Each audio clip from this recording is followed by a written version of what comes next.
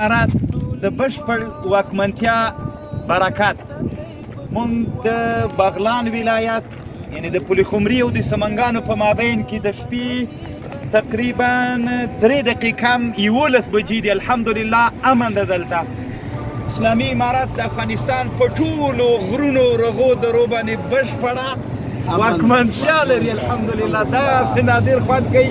د شپې 3 دقیقې کم 11 بجې دغه دي موټرونه دي روان دي قراره قراري ده. الحمدلله الله دې واکمنه لري. امين. هیڅوک انشاءالله دا وس الله نه ورکوي چې امين. د افغانانو د مسلمانانو امنیت ته خطر ورسوي. امين. ته څه پکې وایې حاجي صاحب؟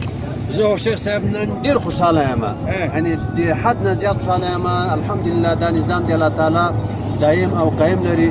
الله تعالی د دې نظام مخالفین نیست او هلاک او نابود کړي. وبسين بخير الناس كجا كجا ميري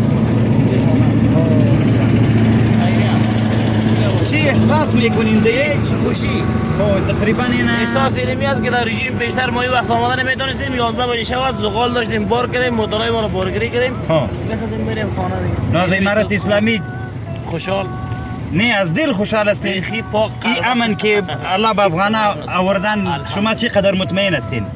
100% مطمئن هستیم. کدام جای هستین؟ این منطقه کدام جای؟ رباطک یعنی مربوط ولایت سمنگان. بسیار خوب.